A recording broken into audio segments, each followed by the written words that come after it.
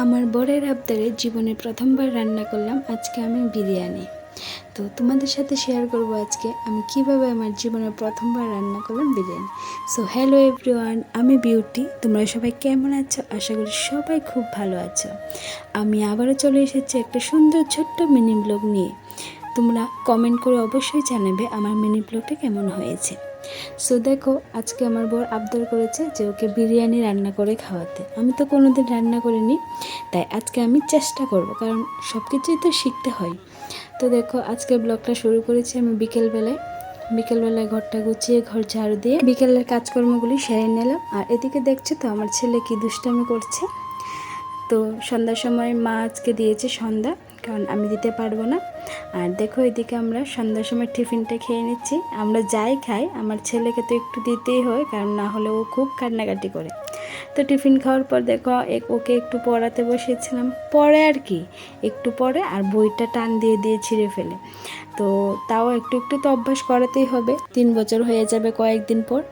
তাই ওকে নিয়ে প্রত্যেক দিন সন্ধ্যার সময় একটু একটু বসি, এটা ওটা দেখাই, পড়ে তো নাই। তো দেখো, পড়াশোনা করার পর টিফিন খেয়ে আমি চলে আসলাম রান্নাঘরে। আজকে করব বিরিয়ানি রান্না। প্রথমবার, আমি কোনো দিনও রান্না করিনি, তো খুব ভয়ে ভয়ে আজকে রান্নাটা বসিয়েছি, দেখি কেমন হয়। প্রথমে আমি বিরিয়ানির চালগুলি ধুয়ে নিয়ে তারপর সব মশলা একসাথে দিয়ে মেখে নিয়েছি। আমাকে বলেছে এভাবেই করার জন্য, সেই জন্য আমি এইভাবেই করে নিয়েছি। বিরিয়ানির সাথে হবে মাংসের পাতলা ঝোল। বর বলেছে মাংসের পাতলা ঝোল করতে, ও ঝোল ছাড়া আবার খেতে চায় না। তো দেখো, এদিকে আমি মাংসটাও বসিয়ে দিয়েছি, ওইদিকে চালগুলি ভিজিয়ে মেখে রেখেছি সব মশলা দিয়ে। এবার আমি মাংসটা এদিকে বসিয়ে দেব।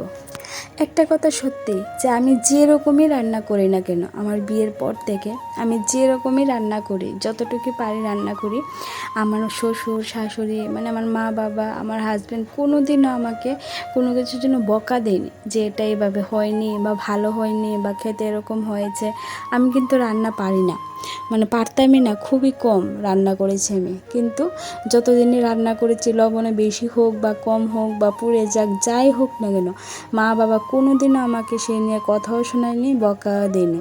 কারণ অনেক শ্বশুর শাশুড়ি আছে, আমি দেখেছি যদি রান্না একটু ভালো না হয় অনেক কথা শোনায়, কিন্তু আমার মা বাবা কোনো দিনও আমাকে কিছু বলেনি, আমার হাজব্যান্ডও কিছু বলেনি। ওকে আমি প্রত্যেক দিনই রান্না করে করে খাবার দেওয়ার সময় জিজ্ঞেস করি যে কেমন হয়েছে বলো, ও বলবে হ্যাঁ ভালো হয়েছে, মানে কোনো দিনও বলবে না বা বকাও দেবে না বা কোনো কথাও শোনাবে না। ও সব সময় এরকম বলে সবাই। তো সবাই, মা বাবা সবাই খুব আদর করে আমাকে, আমি যাই করি না কেন আমাকে কোনো দিন ওরা বকা দেয় না।